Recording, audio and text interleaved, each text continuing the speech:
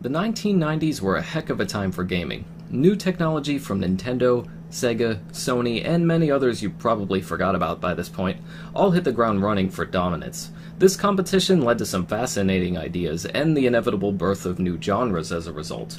You surely know about all the rhythm-based games like Dance Dance Revolution, Frequency, Amplitude, Guitar Hero, Rock Band, and other more obscure stuff like Guitar Freaks, for example.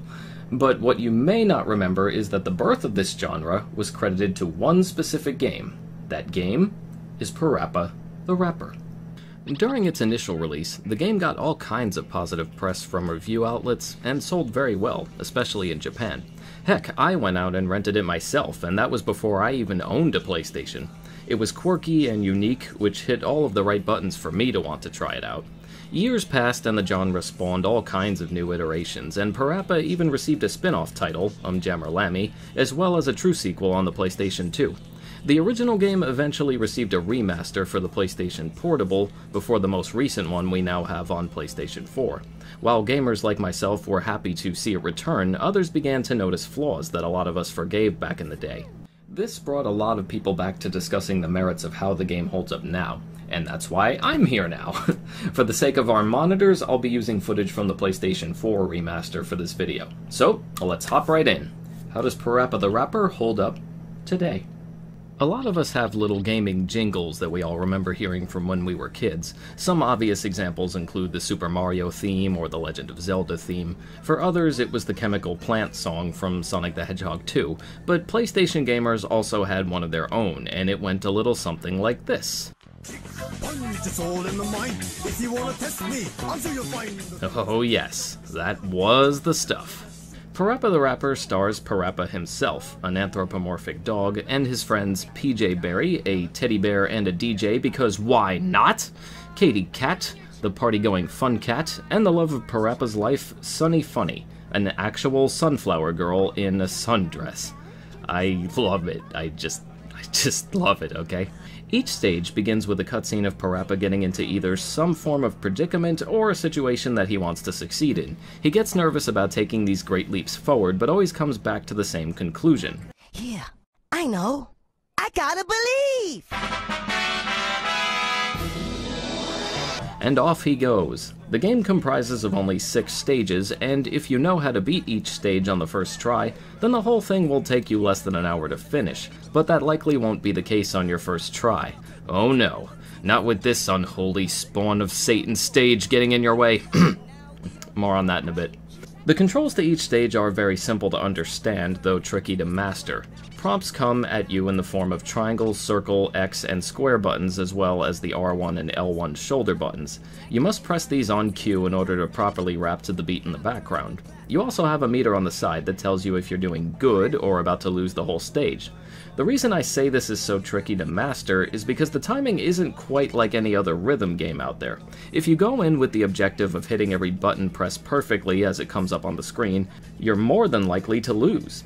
Even more confusing, the game doesn't specify which parts of the button presses that you're actually hitting correctly or not. You just find out after the fact whether your meter begins to rise or drop. This leaves it up to the player to experiment through trial and error in order to find out what works and what is likely going to throw off a lot of people their first time through. Some feel that this difficulty is due to input lag, though it's hard to actually tell since there's no way to calibrate the timing through a settings menu. This is also the part that's going to make the game feel dated to many, as you're forced to simply play it as is. In the first stage, Parappa decides he wants to be a tougher hero type in order to impress Sunny, so he heads over to a martial arts dojo where he meets Chop Chop Master Onion, and the party begins. This stage is forever ingrained into the hearts of many, simply due to the fact that it was included on multiple PlayStation demo discs at the time, allowing lots of people to try it out. It was a great way to introduce you to the basic concepts of the game without overwhelming the player. It was also surprisingly animated for a stage condensed into one small room. This further showcases what a great impact that strong camera work can have in video games, let alone film for that matter. The second stage has Parappa wanting to learn how to drive, though once again mainly for the purpose of impressing Sunny and his friends. He goes over to meet instructor Mussolini. I can't. This stage lightly expands on the concepts from the previous one, adding in longer combinations of buttons for the verses, with some parts coming at you faster than before. You can also hilariously cause the car to spin out of control if you turn wrong. Stage 3 features Parappa crashing his father's car, and having to come up with a quick way to get money for the damages, leaving Parappa afraid for his life. He finds a Rastafarian frog named Prince Flea Swallow, selling items at a flea market. Get it? Get it? The music in this stage has a much slower rhythm to it, but as my man Flea Swallow clearly states, just because the rhythm is slow, that don't mean that you can't flow. This is also a well-placed stage structurally, as it introduces you to much faster notes, but plays them to a slower rhythm, making it more manageable and giving you an idea of what's coming later on. It's also a very vibrant and colorful stage that I continued to find new details in every time I played it. But nothing could prepare you for what comes next. Sure, things start out innocent enough. Sonnys Birthday is coming up, and Parappa has the duty of picking up the cake. After his encounter with rival Joe Chin, a weird mix of Joe Cool and underdog, sort of, Parappa drops the cake and falls flat on his face into it. It's here that Parappa begins to watch a cooking show for help, with Cheep Cheep, the cooking chicken, and all hell breaks loose. Alright, I'll explain what I'm talking about. The stage itself is actually quite cute, and has a silly over-the-top approach that I love. Or would have loved. But the timing in this stage is an absolute disaster. As I said once before, if you try and follow the beat perfectly to what's being said on screen, you're likely to run into a host of problems and lose. Here's a blatant example where I hit everything with almost the exact timing as it's repeated. Crack, crack the egg into the bowl. Crack, crack, crack the egg into the bowl. M-I-X the flour into the bowl. M-I-X the flour into the bowl. Baking a cake. Now watch what happens when I change things up a bit. Crack, crack the egg into the bowl. Crack, crack, crack the egg into the bowl. Bowl. M-I-X the flour into the bowl. M-I-X the flour into the bowl. Bowl. Weird, right? Something I hadn't realized about the game up until this point was that they purposely allow a bit of freestyling to help you get more points. The most obvious example I could think of would be here in the first stage. You'll see that I followed the instruction, but continued to hit the note and got more points as a result. Kick, kick, kick, kick. Punch, punch, punch, punch, punch, punch. Chop, chop, chop, chop, chop, chop. Block, block, block, block. This was the only way I found myself getting through the stage without a major headache. Even then, it was still a load of trial and error. You can expect to see this screen as often as Dark Souls' infamous You're Dead screen.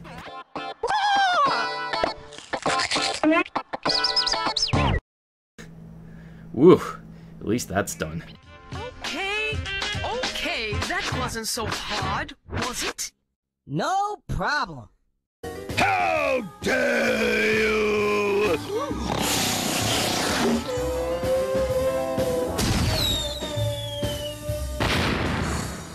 After this, we finally move on to the remaining two stages. Stage 5 is creepy for multiple reasons. We see Parappa eat too much cake and basically have to make a break for a bathroom. Sunny is eerily turned on by Parappa's anger over the situation, and Parappa starts seeing imaginary toilets everywhere and in everything. After finally reaching a gas station with a bathroom, there's one more roadblock. Oh my, now what? By a circumstance that could only be described as some strange act of God, all of the characters you rapped with are here, waiting in line for said bathroom. What's their logical decision so that everyone can have a turn? Go in an orderly fashion? No! Let's rap for it. They decide to rap for it. Stay strong, Justin. In this stage, you have to take every gameplay style and technique that you learned from the other stages and apply them once more here. I have to admit, I did figure there would be some kind of encapsulation like this near the end of the game, but I would have never imagined it happening quite like this. The stage is thankfully much easier and more understandable than the last, with timing that mostly works, and a hilarious progress system as you push your way through the line. It's all yours. Ah, this is life. After this is resolved, and everyone somehow survives and doesn't hate each other forever, Parappa goes back to Sunny, who is disappointed to see that he no longer appears as quote-unquote manly, now that he went to the bathroom. Jesus. And with that, we finally reach the last stage. Parappa gets tickets to a concert and calls up Sunny to bring her along. Here we learn that Sunny's father is a potted plant. Just think about that for a minute.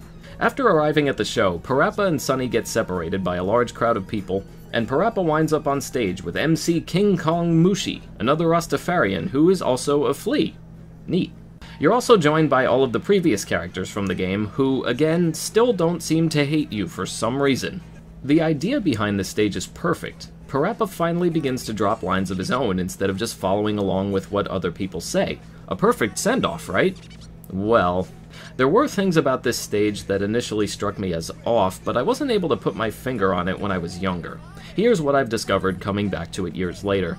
The majority of the song is extremely easy, deceptively so, even. It had me thinking the entire stage was just a nice downhill epilogue-style sequence, which I was down for. But then you suddenly get a huge difficulty spike right around the end of the stage. In this sequence, Parappa shouts out to the crowd on his own, without any other characters leading the verse. The problem with this section is that you have no idea what notes are coming on the next line, making it almost impossible to hit the right note the first time around, or even the second. This can easily cause you to lose the stage and have to start all over. It's an extremely annoying scenario, because you now have to get through the easy sections again before the shockingly hard one comes up. Once you memorize it, it's fine, but it just came off as a cheap, or should I say cheap, way to add length to the game, unnecessarily. Strong idea, wonky execution. Once that's finally completed, the game ends rather anticlimactically with the gang heading in to see a movie just like when the game first started. And that's it. Credits roll, and we're done. Or are we? Turns out, no, we're not.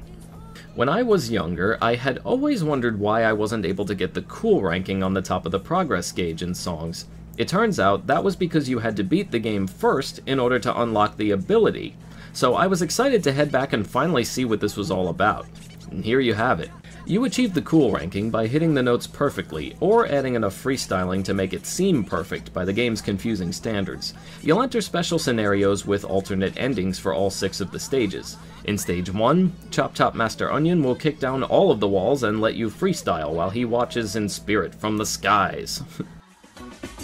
Kick, kick, punch, chop, lock, kick, pole, jump, jump, jump, kick, punch, chop, lock. In Stage 2, Mussolini... I'm sorry, I still can't help it with that one. Will fly away and let you take full control of the wheel. In Stage 3, Flea Swallow dips into a hole after giving a speech about love that makes no discernible sense, and lets you get with the selling. That other stage that shall remain nameless also has a cool segment where you become the host of the show and freestyle the ingredients in. That's my boy. That's my big boy. You were awesome. Hey, seafood cake is okay, but you should try my new cheap cherry cake for only $19.95. Yeah. I'll think about it. Stage 5 has what is easily the trippiest cool segment of the whole game, with the multicolored background and appearance of each character's face depending on what buttons you press. The ending is mostly the same, though. It's all yours. That was close. And finally, for Stage 6, MC King Kong Mushi lets you take center stage for more freestyling. You also get a hilariously unexpected moment of Chop Chop Master Onion doing a breakdance. After finally completing every stage with a cool ranking, you unlock a bonus stage, if you can call it that, where Sonny and Katie get up on the table to dance, with you having the ability to change their outfits and zoom in and out. There's really nothing else to it. Huh. People's issues with the gameplay are completely understandable, as this game was one of the first of its kind and there were still plenty of kinks to work out. There's also the lyrics. I've been working here since my mama was a baby. When I say boom, boom, boom, you say bam, bam, bam. No pause in between. Come on, let's jam. I am a chicken from the kitchen, and I ain't kidding, although nothing is written. Part of the reason for this hilarity is the translation these lyrics went through. First you had Masaya Matsura write them in Japanese, and Ryo Watanabe, a rapper himself, would then translate them into English through freestyling, all based on Gabin Ito's original ideas. This is why you have so many lines that make absolutely no sense, but anyone who's played this before could easily tell you that's been part of its charm all along. Yes, it's easy to dismiss the game for its gameplay issues, and I don't blame anyone for doing so. But for anyone who can adjust, I think you'll find one of the strangest, funniest, and most unique experiences that the PS1 ever had to offer. Between the hilarious characters, amazingly colorful scenery, vibrant style, creative camera work, and of course silly and catchy lyrics to bring it all home, you've got quite the worthwhile experience on your hands, even if that experience is just a rental for some. So remember, whenever life gets you down, you look life back in the face and say, I gotta believe! And that's gonna do it for this video. Thank you all so much for watching, and I'll see you all again soon.